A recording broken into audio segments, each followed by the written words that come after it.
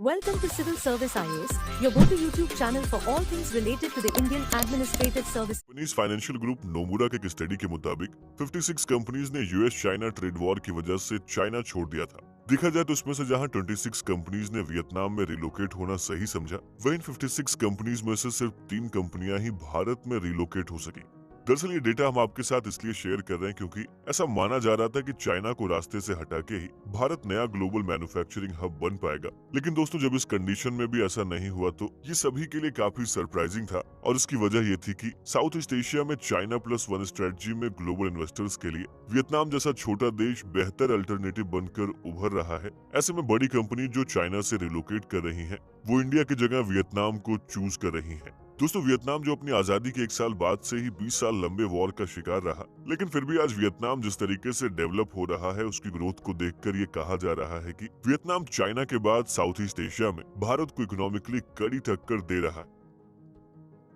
दोस्तों, आज जब एक ग्लोबल इन्वेस्टर एशिया में चाइना के बियॉन्ड जाकर किसी कंट्री को चूज करना चाहते हैं तो उनके पास भारत और वियतनाम में से किसी एक को चूज करने का ऑप्शन है। दोस्तों, एक और भारत है जो दुनिया की न सिर्फ लार्जेस्ट डेमोक्रेसी है बल्कि फास्टेस्ट ग्रोइंग इकोनॉमी भी है, जिसे इंडिया की यंग एंड एस्पायरिंग पॉपुलेशन संभाले हुए है। ऐसे में भारत की ओर फॉरेन इन्वेस्टमेंट का अट्रैक्ट होना बहुत ही आम बात है, जिसे 2020 का पैंडेमिक का ये डेटा और क्लियर कर देता है। दरअसल 2020 में इंडिया की एफडीआई इनफ्लोज में 13% की ग्रोथ देखने को मिली, जिसे पैंडेमिक जैसे वर्स्ट इकोनॉमिक कंडीशन में बेटर देन एक्सपेक्टेड कंसीडर किया गया था। और दोस्तों, आप इसी से भारत में बढ़ते फॉरेन इन्वेस्टमेंट के इंक्लाइनेशन को समझ सकते हैं। लेकिन दोस्तों, ठीक ऐसे ही और इसी टाइम में वियतनाम भी है, और वो हर पैरामीटर्स में टॉप रैंक होल्डर है, जो किसी भी पोटेंशियल इन्वेस्टर का मेजर कंसर्न होता है। देखा जाए तो 2000 से 2018 तक वियतनाम की जीडीपी में एवरेज 6.3% की स्टेबल ग्रोथ देखने को मिली, जो उसकी स्टेबल इकोनॉमिक कंडीशन को शो करती है। साथ ही दोस्तों, एशिया के हार्ट की तरह कंसीडर किए जाने वाले इस देश की फेवरेबल जियोग्राफिकल लोकेशन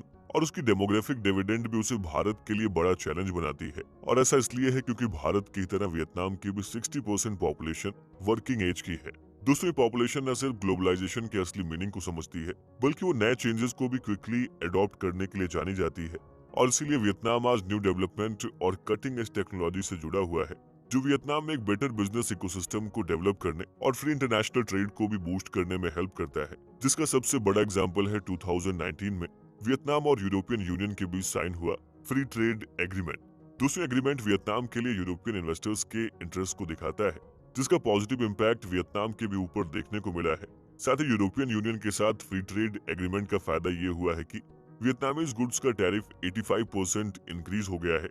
और दोस्तों, आप इस ग्राफ को देखकर समझ सकते हैं कि कैसे 2005 तक फॉरेन इन्वेस्टमेंट की ग्रोथ वियतनाम में कितनी खराब थी, लेकिन 2006 से 2019 के बीच इस एफडीआई रेट में एक रैपिड ग्रोथ देखने को मिली है। और दोस्तों, देखा जाए तो 2005 से 2019 के बीच वियतनाम के एफडीआई इनफ्लोज में 8.26 टाइम्स की ग्रोथ देखी गई है।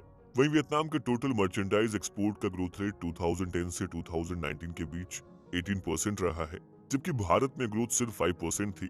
और दोस्तों, इसी सेम पीरियड में वियतनाम ने अपने यहाँ $47 बिलियन का ट्रेड सरप्लस हासिल किया। देखा जाए तो 2010 में वियतनाम में $13 बिलियन का ट्रेड डेफिसिट था, लेकिन अगले 10 सालों में वियतनाम ने न सिर्फ डेफिसिट को खत्म किया बल्कि उससे ओवरकम भी कर लिया। दोस्तों, जिस time Vietnam trade surplus deliver कर रहा था, देखा जाए तो उसी टाइम इंडिया का ट्रेड डेफिसिट $130 बिलियन से इंक्रीज होकर 156 बिलियन का हो गया। और दोस्तों, अगर इंडिया और वियतनाम के एक्सपोर्ट होने वाले प्रोडक्ट्स को कंपेयर करें तो वियतनाम में 2010 से 2019 के बीच सबसे ज्यादा ग्रोथ इलेक्ट्रिकल मशीनरी और इक्विपमेंट्स के एक्सपोर्ट में हुई है, और इस दौरान सबसे ज्यादा एक्सपोर्ट होने वाले प्रोडक्ट्स में मोबाइल फोन्स और इलेक्ट्रॉनिक इंटीग्रेटेड सर्किट जैसे प्रोडक्ट थे, जिसे मुख्य रूप से अमेरिका, यूएई और ऑस्ट्रिया को एक्सपोर्ट किया गया।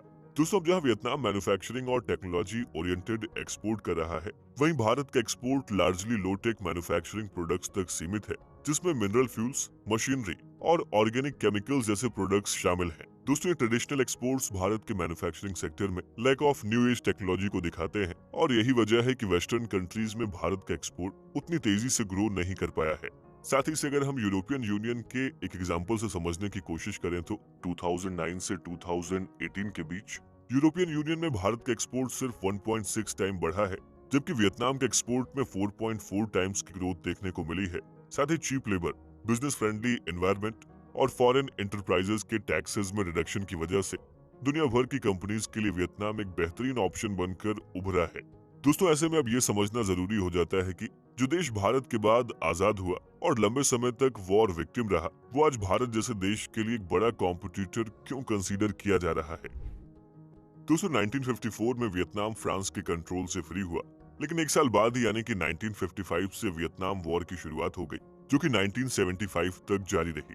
दोस्तों 1975 में वॉर का अंत तो हो गया, लेकिन इस वॉर में वियतनाम को काफी नुकसान पहुंचा। देखा जाए तो इस वॉर के चलते वियतनाम का इंफ्रास्ट्रक्चर बॉम्बिंग और लैंडमाइंस की वजह से बर्बाद हो गया था। साथ ही वियतनाम में जहां 2 मिलियन सिविलियंस मारे गए, वहीं 1.3 मिलियन वियतनामी सोल्जर्स भी मारे गए, जिससे वियतनाम इकोनॉमिकली पैरालाइज्ड हो चुका था। लेकिन दोस्तों 1986 में जब वियतनाम में इकोनॉमिक रिफॉर्म्स हुए, देश में ड्रामेटिक चेंज देखने को मिले। और दोस्तों ये इकोनॉमिक लिबरलाइजेशन चाइना के इकोनॉमिक रिफॉर्म्स के एग्जैक्टली एक डिकेड के बाद हुआ था।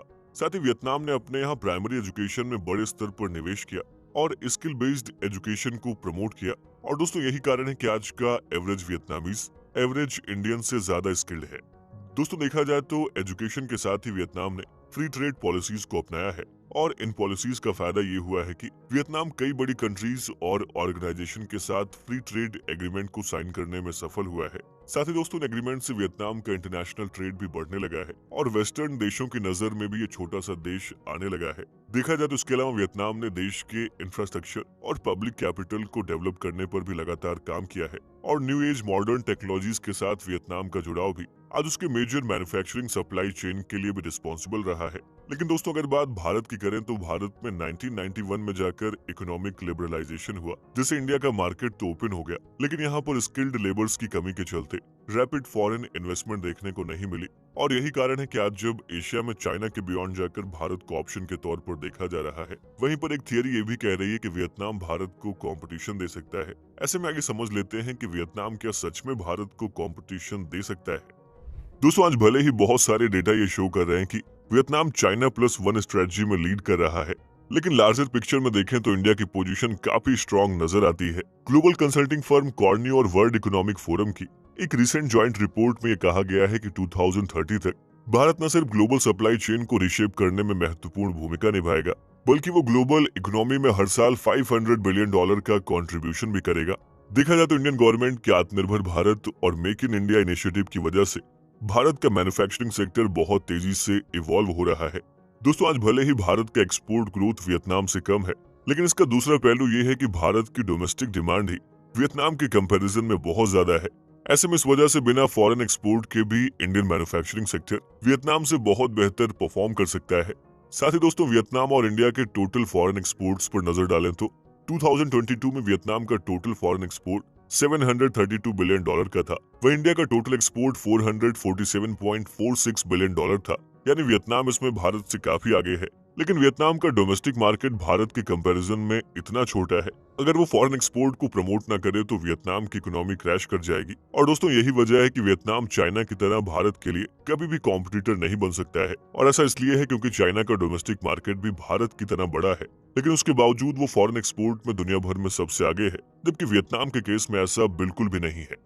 दोस्तों अब अगर लार्ज पिक्चर में एफडीआई इनफ्लोज को कंपेयर करें तो जहां 2022 में वियतनाम में सिर्फ $27.72 बिलियन का टोटल एफडीआई इनफ्लोज हुआ था, वहीं फाइनेंशियल ईयर 2022 में भारत का टोटल एफडीआई इनफ्लोज $84 बिलियन का था। और दोस्तों इस डेटा का मतलब ये हुआ कि नंबर ऑफ कंपनीज भले ही वियतनाम को चुन रही हो, लेकिन उनकी इन्वेस्टमेंट बहुत बड़ी नहीं है, जबकि भारत में देखें तो इसका ठीक उल्टा है। और ऐसे में इंडिया के लिए वियतनाम को कॉम्पिटिटर मान लेना एक हाफ बेक्ड स्टोरी होगी। और ऐसा हम इसलिए कह रहे हैं क्योंकि अगर इसके दूसरे पहलू को देखें तो बल्कि दोनों ही देश एक दूसरे के खास एलाई की तरह काम करते हैं, और इसीलिए अगर हम कॉम्पिटिटर वाले नजरिए से देखेंगे तो पूरी कहानी को नहीं समझ पाएंगे। और दोस्तों हम ऐसा इसलिए कह रहे हैं क्योंकि दोनों ही देशों के बीच स्ट्रॉन्ग बायलैटरल रिलेशंस हैं, जो दिन ब दिन और भी मजबूत होते जा रहे हैं। साथ ही दोस्तों वियतनाम के आसियान मेंबर होने के नाते भी साल 2009 से ही Indo ASEAN free trade agreement का फायदा दोनों ही कंट्रीज को हो रहा है। और इसी स्ट्रॉन्ग बायलैटरल रिलेशन के मजबूत होने के नाते भारत और वियतनाम एक दूसरे की वीकनेस को दूर करने के लिए भी साथ काम कर रहे हैं।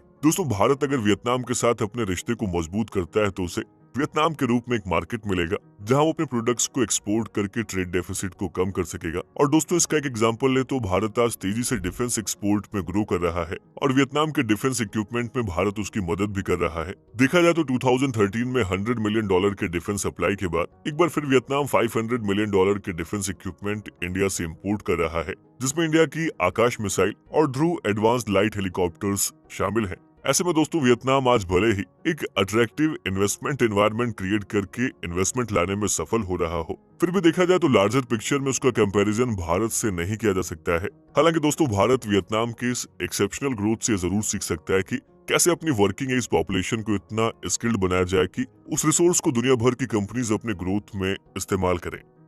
दोस्तों आज भले ही भारत के लिए वियतनाम चैलेंज की तरह दिखे, लेकिन रियलिटी ये है कि ये दोनों ही एक दूसरे की मदद करने और चाइना के डोमिनेंस को काउंटर करने में एक साथ कंधे से कंधा मिलाकर खड़े नजर आते हैं।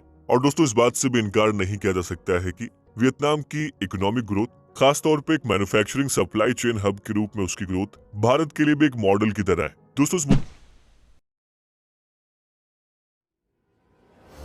By subscribing to our channel, you'll gain access to a wealth of engaging videos that aim to educate and inspire.